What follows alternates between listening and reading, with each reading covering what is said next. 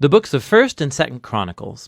While they're two separate books in our Bibles, that division is not original. Due to scroll length, the book was divided in two, but it was written as one book with one coherent storyline.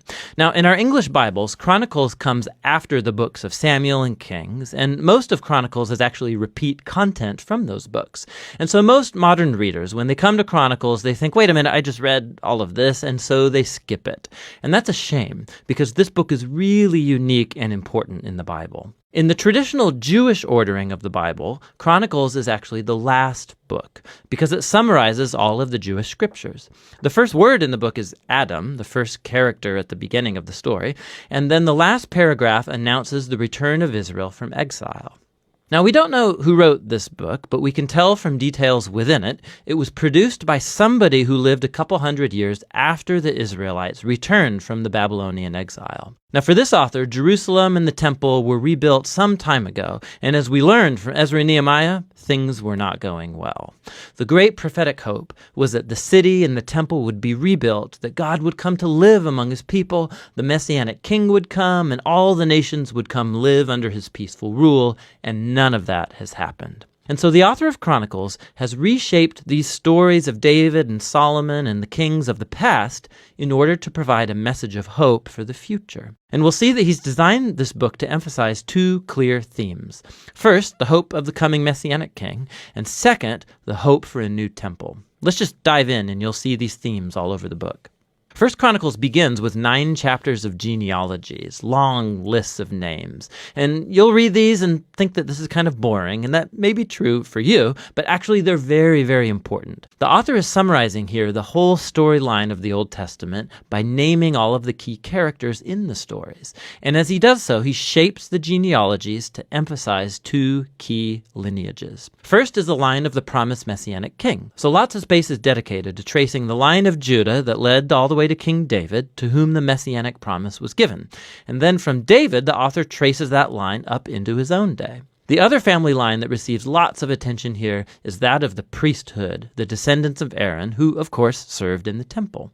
And so right from the start, you can see the 2 main themes, the author's hope of the Messiah coming to build a new temple, and it's rooted in these ancient genealogies. Now, after that, the author moves into the stories about David, and most of these are going to be familiar to you from the book of Samuel, but again, there's some really important differences. So first of all, the author leaves out all of the negative stories about David, where he's portrayed as weak or immoral. So Saul chasing David around the desert and persecuting him, the story of David's adultery with Bathsheba and then murdering her husband, all of that is gone. And what's left are the stories that portray David as a good guy.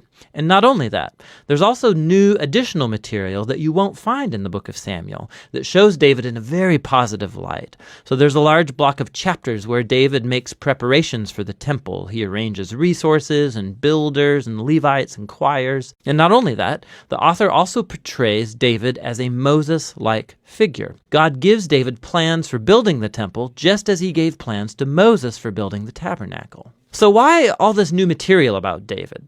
The author's not trying to hide David's flaws. He knows that anybody can go read about them in the book of Samuel. Rather, he's trying to portray David as the ideal king in order to make him an image or a type of the future Messiah from the line of David.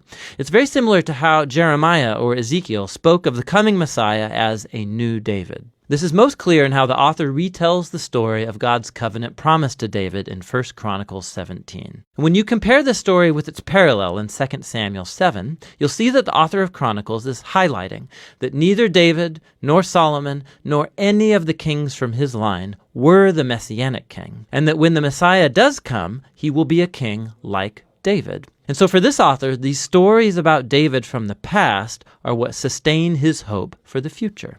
After David dies, we move into 2 Chronicles, which focuses on the kings that lived in Jerusalem.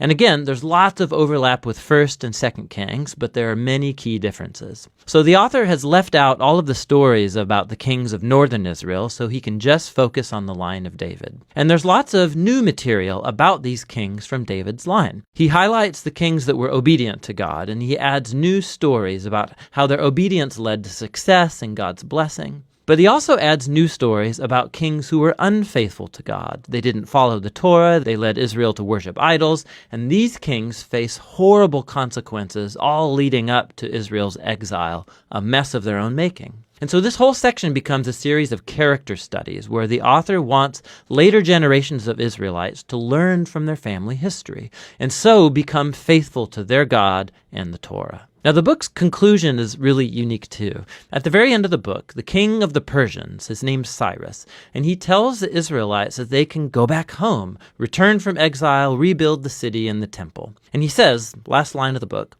"Whoever there is among you, of all his people, may the Lord his God be with him, and let him go up." And that's how the book ends, with an incomplete sentence. Now, of course, the author knows about the first return from exile and the stories of Ezra and Nehemiah, but clearly in his view, the prophetic hopes of Israel were not fulfilled in those events.